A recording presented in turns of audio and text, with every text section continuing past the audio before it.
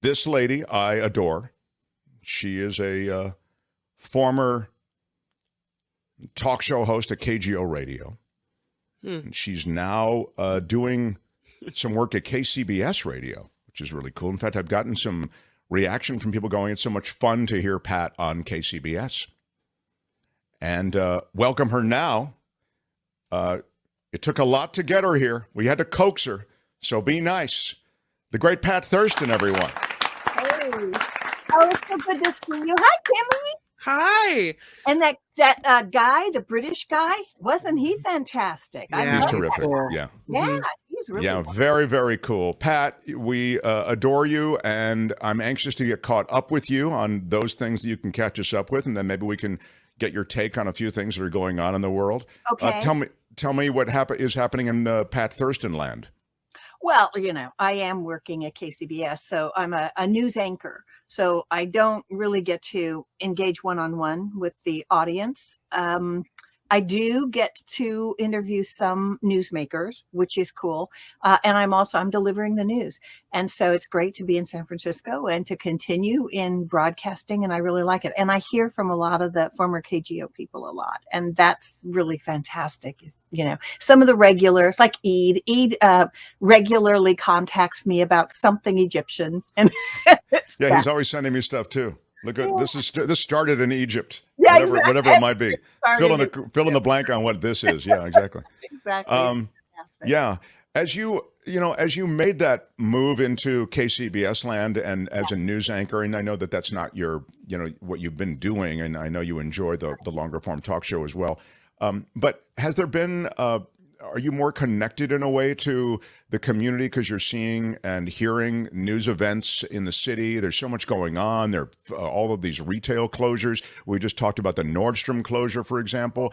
Right. The smash and grabs, the question of what really happened in the Lee killing, and then that revelations there. I mean, you have been riding herd over a pretty busy news cycle since you've been over there.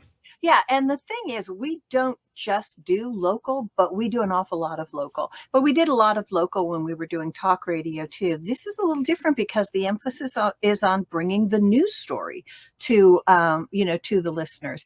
And I think that it's in some ways, I guess it's expanded my horizons, but I've always kind of been a news junkie. So I get into that kind of stuff anyway. And I have brought on some of the same people that you've brought on. I mean, I've had David K. Johnston on, David Katz comes on, John Rothman comes on, so I get some of the regulars. I'm still working on Andrew Frackner. I haven't been able to get him on the air with us yet, but I have not given up because I'm sure he'd love to do it. About what's out there. Yeah. Rothman comes on and we get into it, because Rothman, I really kind of hold his feet to the fire. Don't I, Albert? I don't give Rothman a pass. Rothman. It always gets Kim thinking like, oh, mom and dad are arguing. Because hey, Albert. Hi, Albert. Yeah. Hello, how about Pat. that? Nice to hear you and see you. I'm so excited. Yeah. So I've been meaning, every time I go to a K-pop concert, I look out for you. my daughter has been taking me to K-pop concerts. And so she took me to BTS in Las Vegas, and we're going to TXT in Los Angeles the end of the month, and and she's taken me to a number of them. She's introduced me to ATEEZ and 17 and wow, Pat, look at you. Wow. I don't even know what Pat's talking about. This is great. You guys have your own language. Drinking the juice, Mark. You need to try it. They are wonderful people. And then there are these TV shows they're involved in. So I've been watching all those. We binge watch those. And it's a whole lot of fun. You kind of get to know them. Mark, you really should try it. K-pop's fun. I guess, apparently. I mean, it's a real phenomenon. It's amazing. Yeah. So it's very good. I have a guest actually in the offing that he's very involved in K-pop, and I may bring him on now. I kind of forgotten about it. He was really instrumental in bringing Bono and U2 to the United States. So he's a good guest, and he'll be coming up. But I thank you for, what am I trying to say? Jogging my memory on it. Pat, what's happening in the world? What are the things that it's concerning, isn't it? The way the country is backsliding a bit.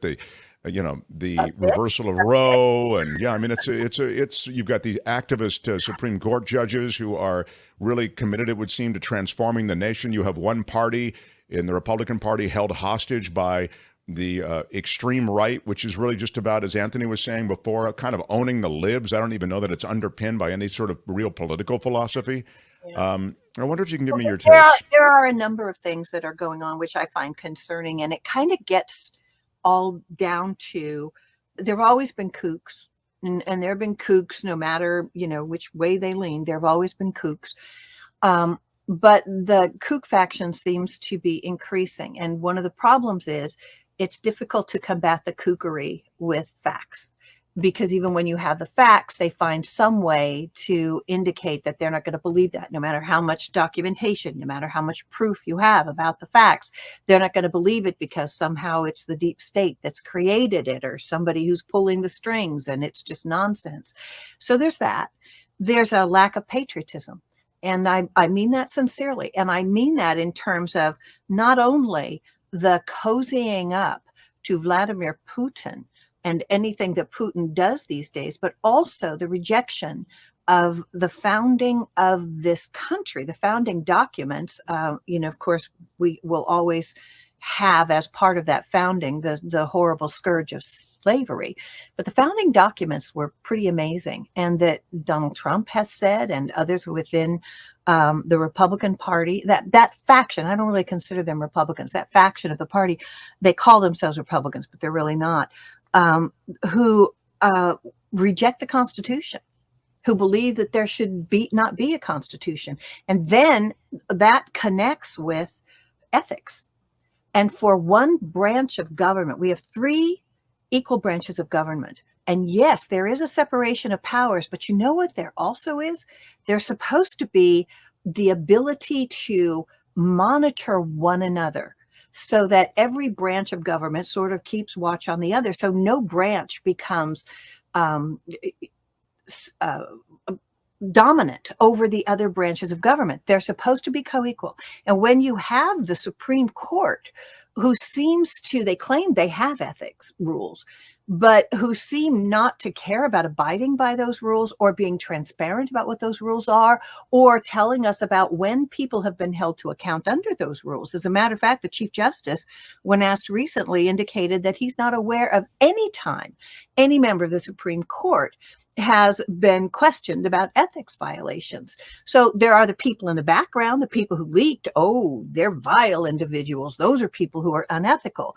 But what about the justices themselves? And what about the trust that people have to have in the court? It's one branch of government that I've always had faith in, and now I don't. And it's not just because of the political leanings. It's because of the things that have been revealed about ethics violations, that they're not trustworthy, that they're not necessarily acting in accordance with the Constitution and with their oath of office, but they may be acting in self-interest. And that's not okay. So all of those things combined have me a bit terrified. Yeah, that's a good summary of where we are, particularly in relation to the court.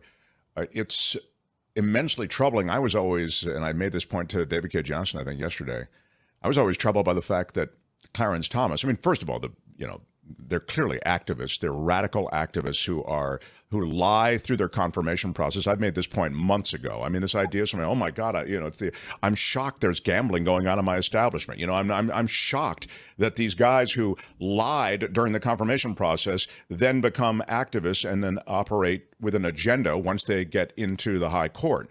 But when Thomas didn't recuse himself from a case that involved his own wife, yeah. I mean, that just, I thought from a judicial standpoint, underscored this ridiculous, untethered quality that the court has. That doesn't even factor in the payoffs and essentially the luxurious lifestyle that is being provided by wealthy donors who have a political and business agenda before the court. Exactly. And they buy and pay for these justices. More than one justice who's involved in this. Judge Ledig, we kind of, those of us who don't follow, court stuff all the time, we became acquainted with him during the January 6th hearings, the select committee hearings. Judge Ledig, excuse me, he's a conservative. I mean, he's a conservative's conservative. All of his jurisprudence is based on conservatism. And he just came out and said that this is appalling. The Supreme Court does not have fully established ethics standards and hold their people to those standards. Of all individuals within the government, he said, or I paraphrase, this is one of the most important, because the people have to have faith in the courts. The Supreme Court, they're the ultimate arbiter of what is constitutional and what is not constitutional. They have such an enormous impact on our daily lives. It seems like some of the cases that they hear are, we don't care about them, but we should. We should try to understand them, because all of them have some sort of impact on our lives. And right now, I don't think the American people have very much faith in the court, and that's really frightening. Well, I mean, all the polls bear out exactly what you're talking about. I mean, the faith in the court is at an all-time low in the modern era. There is a thing that happens, and you find it in, I think, the legislature, and you also find it, meaning Congress, and you also find it in the body politic. I mean, in legislatures across the country, and even in this sort of, it would seem, reanimated alt-right, and it's this. And you hear it, to be fair, you hear some of this rhetoric on the left or in the center, but, well, let me just tell you what the rhetoric is. It's, we're struggling for the soul of this country, for the essence of this country. It's a cause. The Supreme Court justices, these activist judges, they are informed by intense religiosity. Yes. And there is a cause there. And the whole idea of divorcing that religiosity from the judicial process, that has been lost. This country really, I think, has slid into this area where people feel that there is a divine imperative to do these things, when many Americans would question the existence of divinity and certainly don't see themselves as part of some organized religion. So you have these, in a way, they're our own mullahs, if you want to think of it that way. But it's not just organized religion. It has to be their organized religion. It seems as if it really has to be Christianity among those conservative jurists that we're talking about. The other thing that's fascinating, and going back to the Constitution and the importance of it, is that right now the whole debt ceiling thing, I'm so sick of it. I'm so sick of every single time, and they know they have to do it, and they they try to hold people hostage. Well, now there's this really interesting concept, and it has to do with the Constitution. It has to do with the 14th Amendment, and it has to do with presidential powers. The president, he is obligated to uphold the laws of the United States of America. He's obligated to do that, not just in his personal life, but across the board. That is something that he has to do. That's in the Constitution. Also in the Constitution, in the 14th Amendment of the Constitution, there's a little known or paid attention to little paragraph. I just read about this today. And it says that the debt that's incurred by the United States can't be ignored. It has to be paid. And if that's the case, and if the Congress is not going to raise the debt ceiling so that our current debts can be paid, then the president, according to a lot of constitutional scholars, could stand up and say, I'm going to assume this authority as the president because our debts have to be paid under the Constitution, and I have to uphold, all of the laws. And so he can lift the debt ceiling unilaterally. And while I hate the idea of a unitary president, I think in a case like this, it's exactly what the founders and later, because the 14th Amendment, of course, was much later, but it's what it's all about, is that the Constitution is the supreme law of the land, and it has to be upheld. And by God, if you're going to take us down the toilet economically because you're going to try to hold the president hostage, in terms of raising this debt ceiling, and it's also hypocritical, Mark. It's also hypocritical. They've been known, you can see the video of all of them coming out and saying, you can't hold the country hostage, you have to raise the debt ceiling, when the Republicans in the White House. But Sure. when you've got a Democrat in the White House, suddenly, but this is just, we have to adjust our budget. Well, you do that, but you do that separately. You control the purse strings, but you do that separately. You do not hold the country hostage, and not in something that is as serious as this. This can have dire consequences, truly dire consequences. Well, for it every single already American. did the last time they downgraded the That's right. rating on the Credit United rating States of every country. America, That's the right. credit rating. That's right. Some of what Pat was talking about, if you just join us, we talked about in the opening half hour, which is sort of this this thing that's being legal scholars are kicking around and have been for it's being kicked around over the last couple of months, which is sort of what Pat's talking about, that the president could just, pay the debts of the country, doesn't need congressional approval.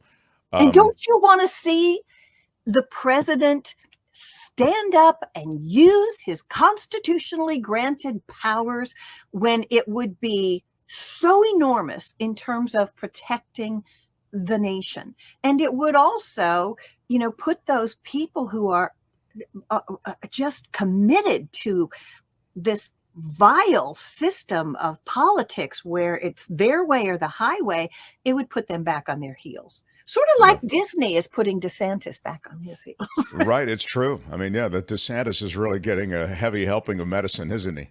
Yeah. Miss you, Pat Thurston, says Susan. Glad to see you back for a show.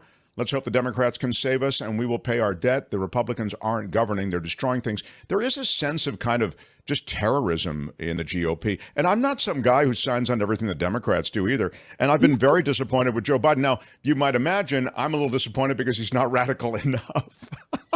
Right. When it comes to the environment. No, let me just finish, because I'm a tree hugger and I certainly see these pristine, wonderful wilderness areas that are now being okayed for drilling. I'm not cool with that. I mean, don't tell me you're an environmental president and you do have all this, I think transformative environmental legislation and planned evolution of this country that serves that environmentalism. But then you okay the Willow Project, and I understand it would have been a legal thing to unravel it because it was a Trump issued situation. But I still would have gone to court over it. And then you all these leases in drilling in the Gulf. I mean, again, I don't sign on to everything, but it does seem that one party is more about terrorism, political terrorism, than the other.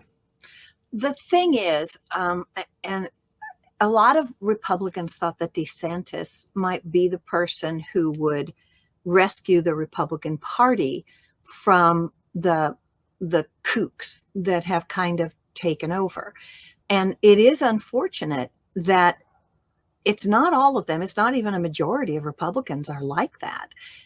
But the kooks have taken power, and I think they've done it because they'll do anything. They'll do anything to get their way, and it doesn't matter that it's not popular. It doesn't matter that it causes people to hate them. It doesn't matter that it hurts the party. What matters is that they have this particular agenda, and they're determined that they're going to succeed. I think of Matt Gaetz and I think of Marjorie Taylor Greene, and I really do not consider them to be Republicans. Marjorie Taylor Greene, I can't believe that she has ascended to the heights that she has in Congress. She's from a very small district in Georgia, where the people are as kooky as she is. But how is it that members of Congress, that the Republican members of Congress, are elevating her when she is so uneducated, so ill-informed, so hateful? Her rhetoric, she doesn't know how to conduct herself. She doesn't know anything about decorum. She's like a burn it all down person. And for the party to elevate her, I think puts a big mark on the Republican Party. It's one of the reasons that people believe that the Republican Party today is the party of political terrorism. Their envy wonton killing. I don't know what a wonton killing is. I'm going to have to look that one up. Yeah, it's wanton killing. Nice job. And that's scripture she's reading from. She's reading from scripture. You're right. I don't know if you've ever done any substitute teaching. It feels like you would be a great substitute teacher or teaching generally, but I've done a little bit of it. If you have one or two kids who are determined to disrupt the class will be disrupted. If somebody's throwing stuff, if somebody's, wisecracking, I mean, it's enough to derail the class, even though everybody else in the class may be excited about what you're doing. I feel as though that's what's happening with Marjorie Taylor Greene and her Confederates. They are those kids in the class that have disrupted it and then taken over the class because the principal is too weak to actually exert any sort of administrative restraint. That's the situation we find ourselves in, as you say, and as you say, the stakes are so very high. Yeah, I agree. I hadn't thought about it in terms of classrooms, but it is true, because what a teacher will do if that disruption is too difficult is have the kids who are the disruptors removed from the class before it becomes complete chaos. And you've got Kevin McCarthy, who sold his soul to the devil in order to become the speaker. And in doing that, I mean, I think that's one of the reasons that he's willing to take the country down with this debt ceiling thing, is because he knows if he doesn't, it only takes one person in the House of Representatives to call for his removal. And you know that MTG, you know that Matt Gaetz, you know that those would be people who would rise up and demand his removal from the speakership. Well, Gaetz actually was instrumental in rejecting this intermediate debt cap extension, which was talked about, because they're trying to, I suggest they're trying to make a statement politically, and they're just trying to gain political points. But with whom? With whom are they going to gain those points? And that goes back to what you started with. They're gaining political points through misinformation, and really dangerous misinformation that is bereft of facts. And it's kind of important to be able to talk about facts, to be able to talk about your constitutional responsibilities, to be able to talk about consequences when you go down these roads. And the electorate has some sort of obligation to understand those things. The media has an obligation to provide as much of that information as possible, but the electorate has to have that in their hands so that they can cast intelligent votes instead of voting on, I hate Dems. Dems are woke. Wokeness is for some reason bad. And so I'm going to vote for the other guy who's going to take our country right into the toilet and is on the path of fascism right now. Oh, fascism, and then, openly corrupt. It's crazy. You're right. Bereft is a ding word. Thank you, Julie. Yeah. And that's a good word. Come on, ding me. That's from the old KGO. That's a good word. Come on, ding me. That's right. Well, Pat, it's exciting. So demanding then, wasn't I, Mark? You were what? So demanding. You were great, and you are great, and you continue to be great. And it's so cool that you spent some time with us. People are asking, is there a regular time that you're on KCBS that they can hear you? No. Okay. All right. I'm working part-time there. And so I don't know my schedule usually until about a week before the week begins. I have been working a lot of weekend shifts, and those are pretty fun. I'm on the air then on the weekend from 2 p.m. to 7 p.m. This weekend, I'll be on 2 p.m. to 7 p.m. Tomorrow, I'm going to be on a late shift. I'll be on the air from 7 p.m. to 2 a.m. And next week, I've got a couple of shifts in the daytime, then a night shift, and then I have the weekends again. There's nothing better for you than to be working a couple of overnights, then a daytime, then to be shifting on it. All the doctors recommend that. Yeah, it's the best way to do it. Well, that's for sure. But the truth is that sometimes when you're working those late shifts, it's just you. There is a oneness with the audience, and also there's no management around, so it's a little less. It's more freeing sometimes. Oh, it's true. Yes, it's true. I've listened to you, and you're great at it. I think KCBS does a fine job. I have no issue with them. The sad thing for me is I just think you're a Formula One race car driver who's now driving an Uber in San Francisco. I mean, I think you're capable of such tremendous stuff as a talk show host, and I'd love to see, and it could still happen at KCBS even, that it'll evolve to you having your own little platform there. It might even start as a little platform and get bigger. I mean, I think that it could be a lot of potential at that station. Yep, you never know. You never know. I want to say something about all these people who are sending in comments. Thank you. They're so kind. They're just great. You're loved. You really are. As are you. As are you. That's the reason they're here. Well, of course, you're right about that, Pat. I don't like to make a big Do you know who I am? I know. I'm kind of a big deal. I mean, it's no surprise in my case, Pat. I mean, look at me. But in your case, I think it's a lovely little element. All right, listen, will you come visit again? See, this wasn't bad. This was easy, right? I will. Yeah. I will. Okay. And I have to tell Kim that I'll come visit her too when she's filling in, because I have not done that. And she's asked me many, many, many times. I owe you. I owe you. I Kim. noticed that you said yes to Mark and no to me. Yeah, but he begged. And who's your friend? I here in the slowly- We're both my friends. Come on, Kim. It's all how you ask, Ridiculous. Kim. I'll talk to her. By the way, we're getting questions about the police jersey behind you. There's a police jacket It's or not a jersey. police jersey. It's from what's the name of that TV show where they use the telephone booths in England and Doctor Who? Strange? Doctor Oh, Who. Doctor Who. Wow. Is what it is. Doctor Who. Yeah. We had the Doctor Who documentary person on. Remember that? Do you recall that, Kim? Yes, that was great. God, that was the right answer. Kim is sometimes connected, sometimes not so much. Public call box is what it says. Police I see. box. Public call box. Yeah. I went on a ride along with the cops this past weekend. Oh, you did? How was Yes, that for our next conversation. I talked a little bit about it yesterday. Oh. It was cool. It was. I'll tell you this one thing. There was a robbery in progress that we rolled to. I like to use some of the jargon. We rolled to that, and after the ATV. it was a 459 in progress. Everybody, anyway, the point is, we're rolling to the 459, and they tell us over the radio that the intruder is still in the house. Oh. There's never been anything like this. Wow. So you know me. We You get got to the right out scene, there. I jump right out of the car and say, stand back, boys. I got this one. I What he's busted got on. They say, going no, here Mark, is a situation. you don't even have a vest on. This is too dangerous for you. I said, I don't know the word dangerous, Sarge. Yeah. I can't wait for the actual show where you would do it. Pat, I love you, and I'm love so you. glad you were here. you. Absolutely the best. It was the greatest treat for me, and I'm looking What are the porn stars doing, Mark? and we're looking forward to your next visit and listening to you on KCBS Radio from time to time. So Thank that's a very you cool thing. so much. I can't wait till the next time.